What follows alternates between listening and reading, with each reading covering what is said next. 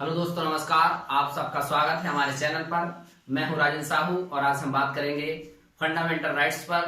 जैसा कि हमने पिछली क्लास में चर्चा की थी, अनुच्छेद 14 से 18 तक समानता के अधिकार पर, और उसके जो 5 अनुच्छेद थे 14, 15, 16, 17 और 18, इन सब पर हमने बात किया था। और आगे हम अगली क्लास में अब पढ़ने वाले हैं फ्रीडम, राइट टू फ्रीडम, स्वतंत्रता के बारे में। और हमारा स्वतंत्रता का अधिकार आर्टिकल 19 से और आर्टिकल 22 तक स्वतंत्रता का अधिकार दिया गया है। तो आज हम इसी आर्टिकल 19 और 22 पर चर्चा करेंगे और समझेंगे कि हमारा स्वतंत्रता का अधिकार, इसके तहत कौन कौन से आर्टिकल आते हैं और हमें किस किस प्रकार की स्वतंत्रताएं हमारे मौलिक अधिकार के तहत दी गई हैं। तो हम लोग सबसे पहले देखेंगे आर्टिकल 19। जैसे कि मैंने पिछले वीडियो में आपसे चर्चा की थी फंडामेंटल राइट के बारे में, और ये फंडामेंटल राइट्स हैं जो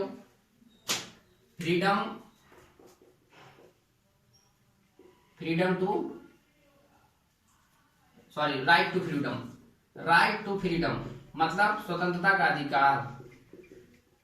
राइट टू फ्रीडम के तहत आर्टिकल 19 से 22 हम लोग सबसे पहले देखने वाले हैं आर्टिकल 19।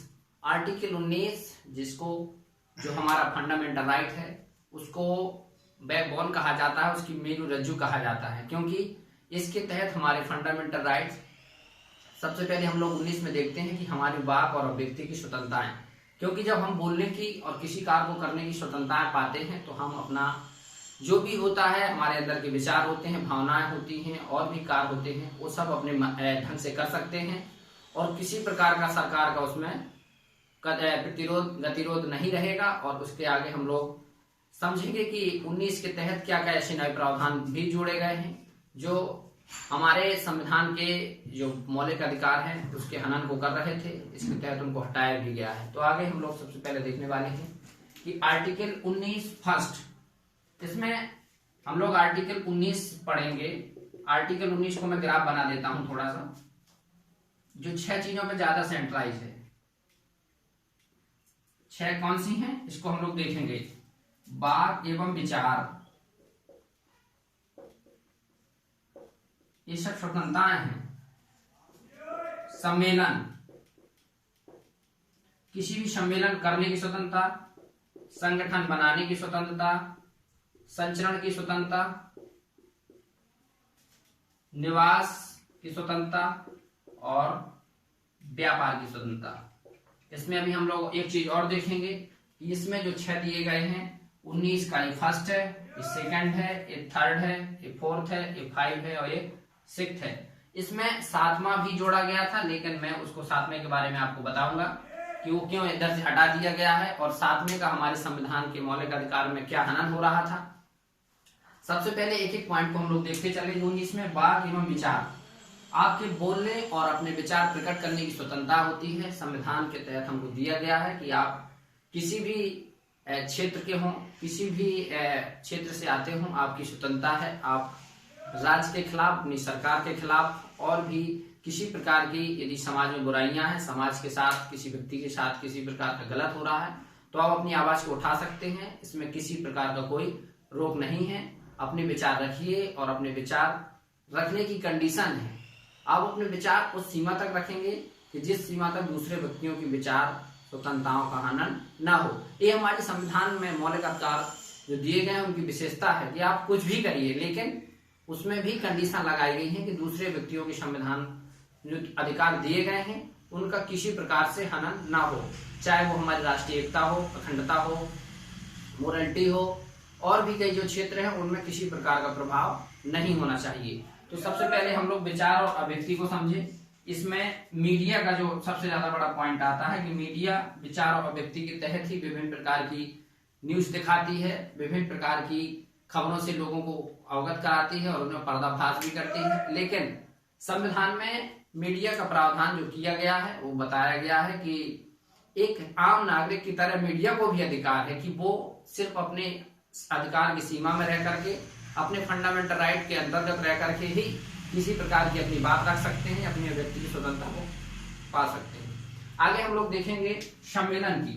आप किसी भी राज्य में जाकर के सम्मेलन कर सकते हैं, किसी भी स्थान पर जाकर के पूरे भारत में आप सम्मेलन कर सकते हैं शांतिपूर्ण तरीके से। इसमें कंडीशन हर जगह शांतिपूर्ण और संविधान सम्मत होना चाहिए, किसी प्रकार के लोगों की फंडामेंटल राइट का हनन नहीं होना चाहिए, पूरी जो कंडीशन है। ऐसे ही हमारा संगठन है, आप कहीं भी संगठन बना सकते हैं, लोग मिलकर के संगठन के तहत कार्य कर सकते हैं, लेकिन ये संगठन देश और समाज की अखंडता और एकता को नुकसान ना पहुंचाए। ऐसे ही हमारा संचरण है। संचरण का मतलब होता है कि एक स्थान से दूसरे स्थान पर जाना, घूमना। संचरण के माध्यम से हम पूरे भारत में घूम सकते हैं, ये हमारी पूरी स्वतंत्रता है। आप भारत के किसी भी राज्य में जा सकते हैं, घूम सकते हैं। निवास, आप भारत के किसी भी राज्य में केंद्र शासित प्रदेश में जाकर के अपना आवास ले सकते हैं, कुछ दिन तक के लिए ठहर सकते हैं और परमानेंटली भी वहां के नागरिक बन सकते हैं। उसके बाद हम लोग देखेंगे व्यापार। पूरे भारत में 19(6) के तहत पूरे भारत में लोगों को व्यापार करने की स्वतंत्रता दी गई है। इसके तहत आप किसी भी राज्य में किसी भी स्थान पर जाकर के अपनी आजीविका चला सकते हैं, अपना व्यापार कर सकते हैं।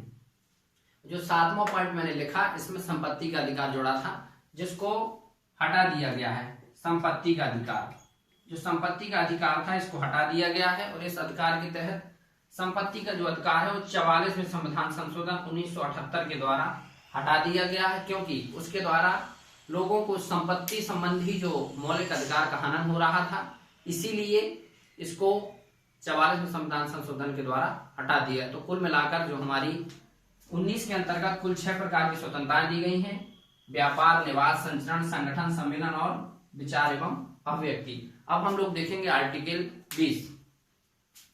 19 जैसा कि संविधान में जो लोगों को दी गई है, इसी के तहत विभिन्न प्रकार के राजनेता, विभिन्न प्रकार की सभाएं, सम्मेलन होते हैं, विभिन्न प्रकार के संगठन का निर्माण होता है। और ये संगठन जो होते हैं, इसमें एक चीज और जुड़ी है, समझेंगे। जैसे कि हम लोग हड़ताल करते हैं, विभिन्न प्रकार की चक्काबंदी करते हैं, नाकाबंदी करते हैं, ये हमारे आर्टिकल 19 में इसका प्रावधान नहीं है और ये मौलिक अधिकार का हनन करता है। ये कानूनी रूप से गलत है, इसको मौलिक अधिकार के तहत नहीं रखा जाएगा और इसके तहत दंडात्मक कार्रवाई भी हो सकती है। तो इसमें 19 में एक चीज है, जैसे हम लोग चक्का जाम करते हैं, रोड को जाम कर लेते हैं, इसके तहत लोगों की स्वतंत्रताएं बाधित होती हैं। जैसे संचरण की स्वतंत्रता है वो बाधित हो जाएगी। हड़ताल करते हैं आप, तो हड़ताल के तहत लोगों की जो सुविधाएं दी गई हैं उनको बाधित किया जाएगा। तो इसी के तहत हमारे फंडामेंटल राइट का हनन होता है। इसलिए चक्का जाम, विभिन्न प्रकार की हड़ताल करना, आंदोलन करना, ये सब यदि शांतिपूर्ण करते हैं तो सही। यदि आप किसी प्रकार का हिंसक कानून आंदोलन करते हैं तो ये 19 के तहत गलत है और ये दंडात्मक कार्रवाई के तहत आएगा। हम लोग 20 देखेंगे। आर्टिकल 20, आर्टिकल 20 में बताया गया है, आर्टिकल 20 कहता है कि हम गिरफ्तारी करेंगे। यदि गिरफ्तार कोई व्यक्ति है तो उसको, जैसे किसी व्यक्ति ने कोई बात हो जाती है, आपस में झगड़े हो जाते हैं, कोई ऐसा कांड कर देता है, तब तक उसको दोष सिद्ध नहीं होने तक संरक्षण दिया जाएगा। मतलब दोष सिद्धि के संबंध में संरक्षण, आर्टिकल 20 कहता है दोष सिद्धि में संरक्षण। यदि आपका दोष सिद्ध नहीं होता है तो उसके लिए आपको जो सरकार है संरक्षण देगी और इस संरक्षण के तहत आपको सुरक्षित रखा जाएगा तब तक जब तक आपके खिलाफ दोष सिद्ध नहीं हो जाता। इसमें पहली कंडीशन है कि आप अपराध के समय, एक कंडीशन होती है जैसे अपराध के समय, क्या जिस समय आप अपराध किए हैं उस समय चल रहे कानून के तहत ही आपको सजा दी जाएगी। जो अपराध किया है आपने, वो अपराध आपको उस वर्तमान कानून के तहत आपको सजा दिलाएगा। दूसरा है, इसमें अपराध के समय की बात है, इसमें दूसरी चीज जोड़ी गई है, एक अपराध के लिए एक सजा, मतलब एक अपराध के लिए एक सजा। जैसे आपने, कोई व्यक्ति है आपस में झगड़ा कर लेता है, कोई किसी की हत्या कर देता है और भी ऐसी की घटनाएं होती हैं, तो आपने एक यदि कोई घटना, हत्या की, कोई भी घटना की, कोई भी गलत काम किया जो हमारे राज्य के विरुद्ध था, तो यदि एक आपने अपराध किया तो इसके लिए आपको एक सजा दी जाएगी, एक समय में एक ही सजा दी जाती है। ये हमारा आर्टिकल 20 बताता है। इसके बाद तीसरा है, इसमें तीसरा जो पॉइंट है वो बताता है खुद के विरुद्ध गवाही नहीं दे सकते आप, खुद के विरुद्ध गवाही नहीं दे सकते।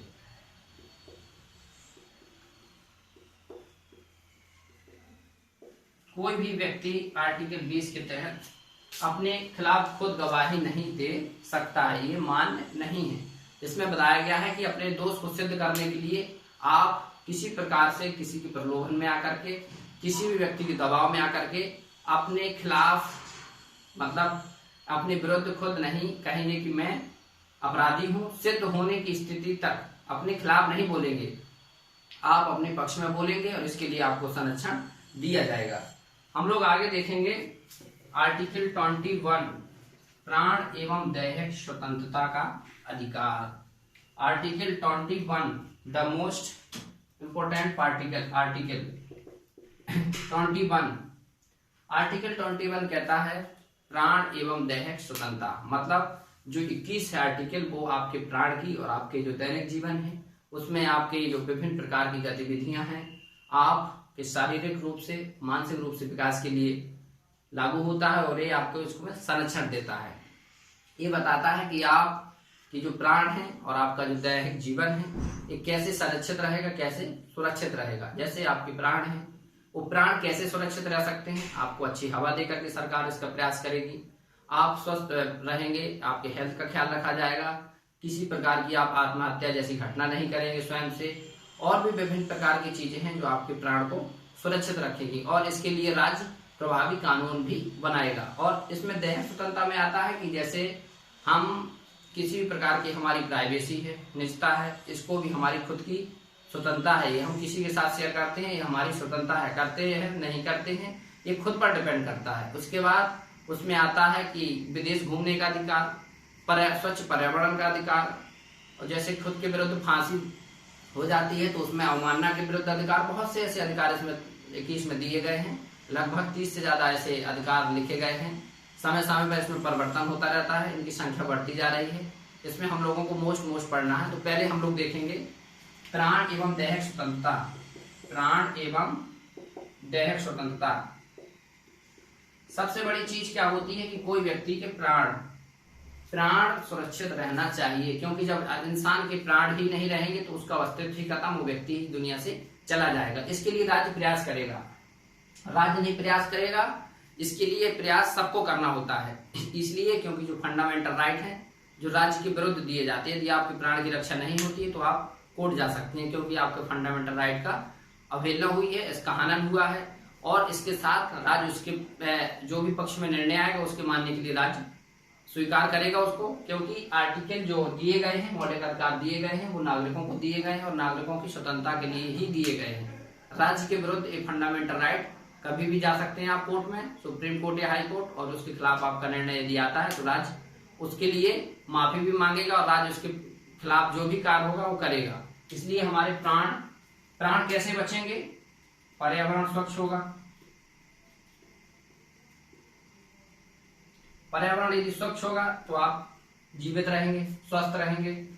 यदि आपका स्वास्थ्य सेवाएं अच्छी रहेंगी तो आप स्वस्थ रहेंगे और जीवित रहेंगे। इसके साथ साथ जैसे आत्महत्या जैसी घटना होती है इसको भी सरकार संरक्षण देती है, और यदि कोई व्यक्ति अपने से आत्महत्या करता है अपनी तो उसके खिलाफ भी कार्रवाई की जाती है, क्योंकि सभी व्यक्ति जितने भी हैं सबके प्राण की रक्षा करना राज्य का काम होता है। और राज्य को करने के लिए वो बात है मतलब सरकार डिपेंड करती है कि हम हर एक नागरिक के जो प्राण हैं उसके लिए सुरक्षित रखें। कोई भी व्यक्ति, हर एक व्यक्ति के जो प्राण हैं अपने आप में महत्वपूर्ण है, क्योंकि हर एक व्यक्ति अपने आप में महत्वपूर्ण होता है तो उसके प्राण भी महत्वपूर्ण है। इसलिए प्राण बचाने के लिए, स्वच्छ हवा के लिए, उसके स्वास्थ्य के लिए राज्य प्रयास करता है, और राज्य यदि नहीं करता है तो आप उसके खिलाफ कोर्ट में जा सकते हैं। ऐसे ही हमारी दैहिक स्वतंत्रताएं होती हैं, जैसे हम लोग, हमारा निजता का अधिकार है, विदेश घूमने का अधिकार है, और भी अधिकार है जो सबसे ज्यादा महत्वपूर्ण है। दो बहुत चर्चा में रहते हैं, प्राइवेसी वाला वर्तमान में बहुत ज्यादा है, और विदेश घूमने, आप किसी एक स्थान से दूसरे स्थान एकांत में चले जाने, ये सब कोई आपको बाधित नहीं करेगा। यदि कोई आपको बाधित कर रहा है तो आप उसके खिलाफ कोर्ट में जा सकते हैं और कोर्ट उस पर उचित कार्रवाई करेगा। निजता का अधिकार का मतलब होता है आपकी खुद की प्राइवेसी। प्राइवेसी कैसे होगी अब थोड़ा सा समझेंगे। जैसे हम दो व्यक्ति हैं, आपस में हमारे दो मित्र हैं, हम लोग आपस में किसी भी टॉपिक पर बात कर सकते हैं, ये हमारी खुद की स्वतंत्रता है। लेकिन यदि इसी स्वतंत्रता को बाधित करने के लिए कोई व्यक्ति टेपिंग करता है, हमारी बातचीत को रिकॉर्ड करता है, तो ये हमारी प्राइवेसी के खिलाफ है। इसी के लिए संरक्षण दिया गया है कि आपकी निजता, प्रत्येक व्यक्ति की प्राइवेसी स्वयं में अपने आप में महत्वपूर्ण होती है, उसका खुद का राइट है। यदि वो अपनी प्राइवेसी किसी से शेयर करता है तो ये उसकी इच्छा है, यदि उसकी प्राइवेसी किसी के साथ शेयर करने की कोई मन नहीं, इच्छा नहीं है, तो उसके खिलाफ राज्य या कोई व्यक्ति साजिश नहीं कर सकता है। दूसरा है विदेश घूमने की स्वतंत्रता। एक मामला आता है मेनका गांधी बनाम भारत संघ। 1978 में ये घटना होती है। इंदिरा गांधी विदेश जाने की इच्छा करती हैं और भारत संघ है, जो भारत सरकार है, उस पर रोक लगा देती है। तो फिर वो कोर्ट चली जाती है और सुप्रीम कोर्ट निर्णय देता है कि व्यक्ति की इच्छा है, जो विदेश घूमना चाहे तो खूब जा सकता है, उसकी दैहिक स्वतंत्रता है। इसी के खिलाफ कोर्ट जाती है वो। कोर्ट जाने के बाद मेनका गांधी को न्याय मिलता है और उनको विदेश जाने की स्वतंत्रता भी मिल जाती है। आगे हम लोग देखेंगे। अब इसका 21 का जो हमने अभी तक आर्टिकल पढ़ा, प्रारंभिक दैहिक स्वतंत्रता, इसका का भी एक पार्ट जोड़ा गया 2002 में, राइट टू एजुकेशन। इसको हम लोग समझेंगे, बहुत महत्वपूर्ण है, एग्जाम में बहुत बार आ चुका है, और चाहे किसी कंपटीशन का एग्जाम हो, चाहे शिक्षा का एग्जाम हो, आप उसमें जरूर देखेंगे इसको। राइट टू एजुकेशन, शिक्षा का अधिकार। संविधान में प्राण एवं दैहिक स्वतंत्रता का पूर्व में प्रावधान था, 2002 में इसको जोड़ा गया। इसमें कहा गया कि हम अपनी शिक्षा का जो अधिकार है, हमारा ये मौलिक अधिकार है, ये हमारा राज्य नहीं छीन सकता है। 6 से 14 वर्ष के किसी भी बच्चे को निःशुल्क एवं अनिवार्य शिक्षा का प्रावधान किया जाएगा। इसी के तहत आर्टिकल 21 का को जोड़ा गया 86 में संविधान संशोधन द्वारा, और इसके बाद राइट टू एजुकेशन बच्चों को प्राप्त हुआ। 6 से 14 वर्ष के बच्चे इसमें निःशुल्क शिक्षा प्राप्त करेंगे और ये उनके मौलिक अधिकार है। शिक्षा को एक मौलिक अधिकार के रूप में सरकार द्वारा प्रस्तुत किया गया। आगे हम लोग देखेंगे, थोड़ा बंद कर दो यार, मोटर चला दिया ना। लोगों ने आर्टिकल 21 का देखा, उसके बाद हम लोग देखेंगे आर्टिकल 22। इसमें कहा गया है कि कुछ दशाओं में गिरफ्तारी और निरोध से संरक्षण, मतलब आपकी गिरफ्तारी होती है तो इसका संरक्षण होगा। क्यों किसी व्यक्ति की जबरदस्ती भी गिरफ्तारी हो सकती है, किसी व्यक्ति को बिना कारण बताए भी अरेस्ट किया जा सकता है, तो इसके खिलाफ भी आप कोर्ट में जा सकते हैं और ये बता सकते हैं कि हमारी जो गिरफ्तारी हुई है कानून सम्मत नहीं है, हमारे मौलिक अधिकार का हनन हुआ है, हमें कुछ कारण बिना बताए हमारा गिरफ्तारी वारंट जारी किया गया है। तो इसी को हम लोग देखेंगे। इसमें गिरफ्तारी और निरोध संरक्षण से सबसे बड़ी चीज आती है कि आप, कंडीशन पहली है कि आप किसी व्यक्ति की मनमानी गिरफ्तारी नहीं कर सकते हैं। अब क्यों नहीं कर सकते हैं? इससे संरक्षण दिया जाएगा। भाई किसी व्यक्ति ने यदि कुछ कार्य किया है तभी उसकी गिरफ्तारी की जाएगी, नहीं तो उसको किसी भी प्रकार का सरकार के जो अंग हैं किसी भी प्रकार से उसे प्रताड़ित नहीं किया जा सकता। क्योंकि जब उस व्यक्ति के खिलाफ कोई दोष नहीं है, कुछ उसने कार्य नहीं किया, तो किसी व्यक्ति की मनमाने तरीके से गिरफ्तारी नहीं की जा सकती है। अब इसमें दूसरी कंडीशन ये है, यदि किसी व्यक्ति को गिरफ्तार भी किया गया है तो उसमें 24 घंटे के अंतर्गत सक्षम मजिस्ट्रेट के सामने प्रस्तुत करना होगा। इसकी एक कंडीशन है, यदि आपने किसी को अरेस्ट भी कर लिया है तो उसको सक्षम मजिस्ट्रेट, मतलब कोई भी न्यायालय में आपको 24 घंटा के अंतर्गत उसको पेश करना होगा और इस 24 घंटे में उसके आने और जाने का समय नहीं जोड़ा रहेगा। एक कंडीशन होती है कि आप आने जाने में जो समय लगता है उसको छोड़ करके जो बाकी के 24 घंटे हैं उसको 24 घंटे के अंदर कोर्ट के सामने पेश करना होगा और उसके खिलाफ जो दोष किया, जो वारंट दिया है उसको बताना होगा। उसके बाद आगे हम लोग देखते हैं कि इसी निरोध और संरक्षण कानून के तहत कुछ आते हैं, जैसे हमने अभी नाम सुना होगा पोटा, मीसा, अफस्पा, कोफस्पा, ये बहुत सारे नाम आते हैं। तो इसको हम लोग थोड़ा सा देखते हैं, जैसे कि मीसा, पोटा, अफस्पा, ये सब जो आते हैं, शब्द आते हैं, ये निवारक निरोध कानून के तहत आते हैं। और इसमें जो एक और चीज जुड़ जाती है सबसे ज्यादा, तो इस समय जो फेमस है वो रासुका है, राष्ट्रीय सुरक्षा कानून, जिसके तहत लोगों को यदि राष्ट्र की एकता और अखंडता को प्रभावित करते हैं और ऐसा पाया जाता है, विभिन्न माध्यमों से समझा जाता है कि इसमें हमारे लोगों के खिलाफ साजिश की जा रही है, कोई गलत कार्य किया गया है, तो उनको संरक्षण नहीं दिया जाएगा और उनको बिना कारण बताए भी अरेस्ट किया जा सकता है, उनके खिलाफ वारंट जारी किया जा सकता है। तो इसमें आंतरिक कानून जो बनाए गए हैं सरकार द्वारा, समय समय पर विभिन्न प्रकार की गतिविधियां जब होती रही हमारे देश में, जैसे 1971 में बांग्लादेश से, पूर्वी पाकिस्तान से बांग्लादेश अलग हुआ, उसके बाद बांग्लादेश के बाद हमारा और भी कई घटनाएं हुई, जैसे इंदिरा गांधी की हत्या होती है, राजीव गांधी की हत्या होती है, उसके बाद ऑपरेशन ब्लू स्टार जैसी स्थिति बनती, बहुत चीजें होती है। तो उन्हीं को लेकर के समय समय पर विभिन्न प्रकार के निवारक निरोध कानून आते रहे हैं और निवारक निरोध कानूनों के तहत लोगों को बिना कारण बताए भी अरेस्ट किया जा सकता है शक के दायरे में। लेकिन इसकी भी कंडीशनें होती हैं। यदि निवारक निरोध के तहत आपको कहीं भी अरेस्ट किया जाता है, इसकी भी एक समय सीमा है कि कितने दिन तक आप रहेंगे हिरासत में, इसकी भी एक लिमिट बनाई गई है, जैसे 3 महीने 6 महीने जो भी होता है उसकी जमानत होती है, उस पर और आगे कार्रवाइयां होती हैं। तो ये था 22वां आर्टिकल, जो आपको अपराध के संबंध में दोष सिद्धि के संरक्षण में संरक्षण देता है और गिरफ्तारी से बताता है, गिरफ्तारी से आपका संरक्षण होगा। आज हमने बात किया राइट टू फ्रीडम पर, और राइट टू फ्रीडम में हम लोगों ने आर्टिकल 19 से 22 तक सभी आर्टिकलों को देखा, उनके बारे में समझा। अब हम लोग अगली क्लास में मिलेंगे, आगे की जो हमारा आर्टिकल 23 और 24 शोषण के विरुद्ध अधिकार होगा, उसके आगे की और भी क्लास होगी, उसको हम लोग कंटिन्यू करेंगे। आज की वीडियो में इतना ही। आपको हमारा वीडियो कैसा लगा कमेंट करके जरूर बताएं। आई होप आपको वीडियो अच्छा लगा होगा। नेक्स्ट क्लास में फिर मिलते हैं। धन्यवाद।